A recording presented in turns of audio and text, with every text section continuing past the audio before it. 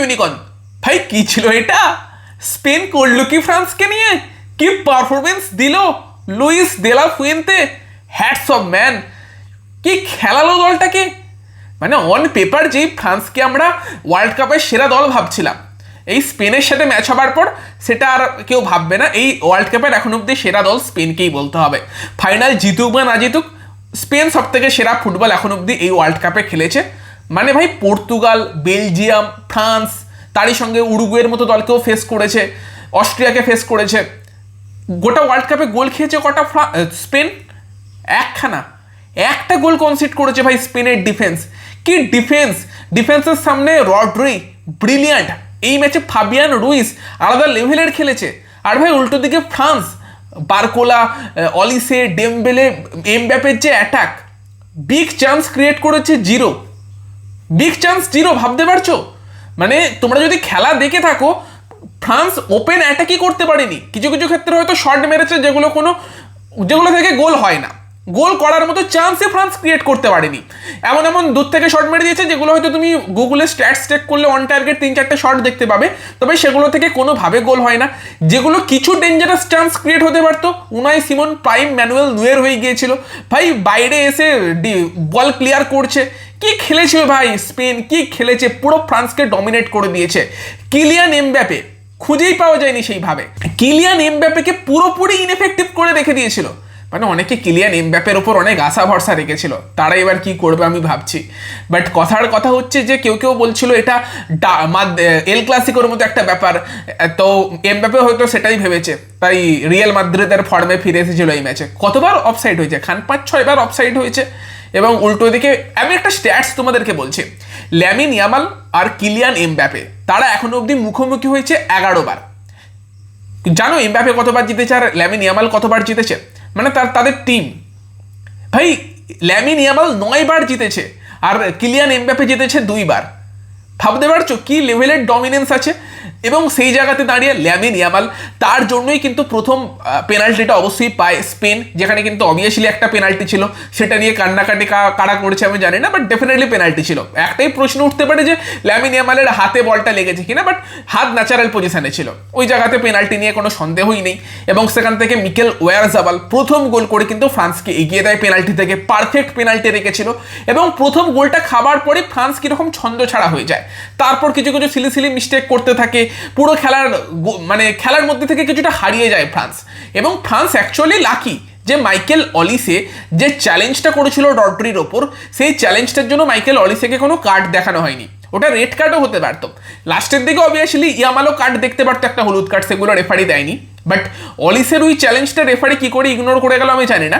ওটাই যদি আর্জেন্টিনার কেউ করতো, ভাই গোটা তোমার ইন্টারনেট ছেয়ে যেত যে রিগড চলবে না, সব রেফারি কিনে নিয়েছে। তবে যাই হোক, আপাতত কিছু বলবো না, একটা টিম তো ফেভারিট টিম পৌঁছে গেছে ফাইনালে, আর একটা টিম কি করে কালকে দেখা যাক। তবে ভাই স্পেন কি খেললো আজকে, মানে আমি ফ্রান্সের খেলা নিয়ে কথাই বলতে পারবো না। ফ্রান্সের খেলা নিয়ে আজকে কি কথা বলবো? ফ্রান্স কি করেছে? কিচ্ছু করতে পারেনি স্পেন, কিচ্ছু করতে দেয়নি। মিডফিল্ড, ডিফেন্স, অ্যাটাক, আমি ভয় পাচ্ছিলাম কি যে কুকুরেলা এবং তারই সঙ্গে তোমার পেদ্রো পোরো তারা যেভাবে ওভারল্যাপে ওঠে, সেই সময় যদি কাউন্টার অ্যাটাকে ফ্রান্স আসে সেটা কিভাবে সামলাবে। পেদ্রো পোরো বলছে সামলাতে হবে না, গিয়ে গোল করে দিয়ে আসবো। সেকেন্ড গোলটা পেদ্রো পোরোর গোল, ওটাও একটা ব্রিলিয়ান্ট গোল, যেখানে কিন্তু তার আগে কতক্ষণ পায়ে বল রেখেছিল, মানে তোমার রড্রি, ফাবিয়ান রুইস, তোমার ড্যানি ওলমো, তারই সঙ্গে কুকুরেলা, অ্যালেক্স বায়না, প্রত্যেকের পায়ে বল ছিল। দেন তারপর বলটা আসে পেদ্রো পোরোর কাছে, যে বলটা ড্যানি ওলমোকে দেয়, ওলমোকে ফাউলও করা হয়, বাট ওলমো কিন্তু তারপরও বলটা ঠিক জায়গায় রেখে দেয়। ফ্রান্সের ডিফেন্স মিডফিল্ড দাঁড়িয়ে দাঁড়িয়ে দেখছে, পেদ্রো পোরো গিয়ে কি সুন্দর ফিনিশ করে দিয়ে চলে এলো। এবং ফ্রান্সের ভাগ্য ভালো যে তার কিছু মিনিট বাদই, কিছু সেকেন্ড বলে ফেলছি উত্তেজনায়, যে ল্যামিন ইয়ামাল গোলটা করলো, ওটা ভাই জাস্ট দেখো, ছবিতে দেখো, এইভাবে অফসাইড হয়েছে, মানে 3-0 করে দিয়েছিল ল্যামিন ইয়ামাল ওখানে। আর সেই জায়গাতে দাঁড়িয়ে ফ্রান্স তো কিছুই করতে পারেনি, কন্টিনিউয়াসলি স্পেনের মিডফিল্ড বল জিতেছে। রড্রি ব্রিলিয়ান্ট, আগের দিনে আমরা সেরা রড্রিকে দেখেছিলাম, এই ম্যাচেও রড্রি সেরা খেলেছে। ফাবিয়ান রুইস আজকের সব থেকে বেস্ট মিডফিল্ডার বললে হয়তো ভুল বলা হবে না। অ্যালেক্স বায়না বাদিক দিয়ে যথেষ্ট কন্ট্রিবিউট করেছে, কুকুরেলা, পেদ্রো পোরো। এবং তুমি যদি ডিফেন্স দেখো, পাও কুবার্সি, কুবার্সি ভাই এই বয়সে কি ফুটবল খেলছে, লাপোর্ত আর উনাই সিমন তো সেরা ম্যাচ খেলে দিয়েছে আজকে সেরা ম্যাচ ছিল উনাই সিমনের, যেভাবে বাইরে বেরিয়ে বেরিয়ে ক্লিয়ার করছে। একবার রিক্স হয়ে গিয়েছিল, অবশ্যই একবার রিক্স হয়ে গিয়েছিল, বাট সেখানেও উনাই সিমনের গায়েই কিন্তু মারে, কে ছিল বোধহয় ডেজার্ট ডুয়ে ছিল, মানে বলটা বাইরে এসে ক্লিয়ার করেছে বক্সের বাইরে এসে, আর ডেজার্ট ডুয়ের পায়ে পড়ে গিয়েছে। যদিও পাও কুবার্সি কভার দিতে চলে গিয়েছিল, বাট 11টা প্লেয়ার ব্রিলিয়ান্ট খেলেছে, দুর্দান্ত পারফরমেন্স দিয়েছে স্পেনের, top class performance, deserving team হিসেবে স্পেন কিন্তু যাচ্ছে তোমার ফাইনালে। এবং তারই সঙ্গে ফ্রান্সের একটা মেন প্রবলেম কি বলতো, মিডফিল্ড। ফ্রান্সের মিডফিল্ড দাঁড়াতে পারেনি স্পেনের সামনে। আমি একটা দেখছিলাম, টুইটারে পোস্ট দেখছিলাম যে এই স্পেনের মিডফিল্ড যারা এইভাবে ফ্রান্সকে নাচাচ্ছে, তাদের উল্টো দিকে মিডফিল্ড আছে কে চুয়ামিনি, যে 7 দিন নেয় বল রিসিভ করতে, 7 দিন নেয় টার্ন করতে, 7 দিন নেয় পাস রিলিজ করতে। এবং অ্যাকচুয়ালি একটা ক্ষেত্রে উনাই সিমন ভুল পাস দিয়েছিল এবং সেটা চুয়ামিনের কাছে যায়, যেখানে তোমার সামনে অলিসে ছিল, বোধহয় ডেম্বেলে ছিল, তোমার এমবাপে ছিল, এবং সেখানে জাস্ট সিম্পলি তুমি একটা টাচে বলটা দাও, কাউন্টার অ্যাটাক হয়ে যায়। ও বল নিয়ে ঘুরে ঘুরে যতক্ষণে ঘুরছে ততক্ষণ স্পেন ক্লোজ ডাউন করে নিচ্ছে। তো সেখানে ভাই অবভিয়াসলি কিছু কিছু ক্ষেত্রে স্পেন হয়তো মিসপাস করেছিল, বাট সেগুলোকে কোনোভাবেই কাজে লাগাতে পারেনি ফ্রান্স।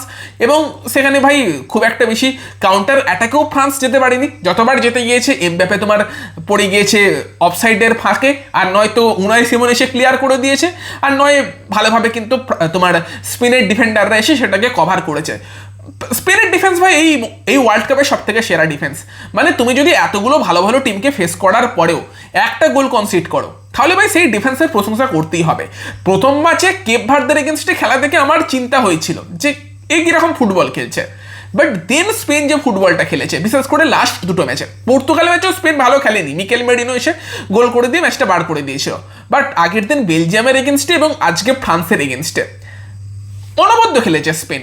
যতবার ল্যামিন ইয়ামালের পায়ে বল গিয়েছে ও একটা দুটো প্লেয়ারকে টেক অন করেছে, ড্যানি ওলমো বারবার যতবার বল গিয়েছে নিজের কাজের কাজটা করেছে। মানে একটা পারফেক্ট ফুটবল ম্যাচ স্পেন খেলেছে। মানে যদি আমরা ইন্ডিভিজুয়ালি প্লেয়ারদের কথা বলি, তুমি কাকে অ্যাপ্রিসিয়েট না করে থাকবে? Unai Simon brilliant, Cucurella brilliant, লাপোর্ত নিজের কাজ করে গিয়েছে, পাও কুবার্সি ভাই ওয়ার্ল্ড কাপে এই 19 বছরের ছেলেটা রোনাল্ডোকে সামলেছে, দেন এমবাপেকে সামলেছে এবং দুজনকে ডমিনেট করেছে। এমবাপে তো রীতিমতো ফ্রাস্ট্রেটেড হয়ে গিয়েছিল লাস্টে, উনাই সিমন তাকে নিয়ে এমন করছে বলটা টেনে টেনে, এমবাপে গিয়ে ওকে একটু ঠেলে ফেলে দিয়ে একটু মেরে দিয়ে এলো, বলতে গেলে হলুদ কার্ড দেখলো। এবং তারই সঙ্গে তুমি পেদ্রো পোরোর কথা বলো, গিয়ে গোল করে এসেছে। মিডফিল্ডের রড্রি একটা দেখছিলাম যে 70% ওয়ার্ল্ড জল দিয়ে কভার করা আর 30% রড্রি কভার করে। ফাবিয়ানো রুইস বেস্ট মিডফিল্ডার ছিল। ড্যানি ওলমো তো এই ইউরোসে দেখেছিলাম এবং তারপরে এই টুর্নামেন্টে দেখছি যে ইন্টারন্যাশনাল টুর্নামেন্টে কিছু আলাদা লেভেলেরই খেলে। ইয়ামালকে নিয়ে তো কথা আগে বললামই যে লুকাস ডিন তার দিন পুরো খারাপ করে দিয়েছে। বাকি তো অ্যালেক্স বাইনা, ওয়ারজাবাল গোল করে গেছে। মানে তুমি প্রত্যেকটা প্লেয়ারের প্রশংসা করতে বাধ্য হবে। যদি আমি ট্যাকটিক্যালি বলি, Luis de la Fuente Didier দেশোকে পুরোপুরি ট্যাকটিক্যালি ওভারসাইডও করে দিয়েছে। দিদিয়ের দেশোর কাছে জবাব ছিল না, বসে বসে ভাবছিল যে কি করব আমি। এরকম একটা এক্সপিরিয়েন্স ম্যানেজারকে যেভাবে আর কি ট্যাকটিক্যালি স্পেন মানে লুইস দে লা ফুয়েন্তে আটকে দিল, মানে আমি অবাক হয়ে গেছি স্পেনের খেলা দেখে। ব্রিলিয়ান্ট খেলা, হ্যাটস অফ স্পেনকে। যদি আর্জেন্টিনা স্পেন ফাইনাল থাক, ইংল্যান্ড অবভিয়াসলি এগিয়ে থেকে নামবে, সেটা অন্য কথা, বাট একটা পছন্দের টিম উঠে গেছে ফাইনালে, এটা আনন্দ লাগছে। বাকিটা দেখা যাক পরের ম্যাচে কি হয়। তো কি বলছো, হবে কি? থাক, আজকে বলে কাজ নেই, কালকে বলা যাবে। তো চলো, বাই বাই।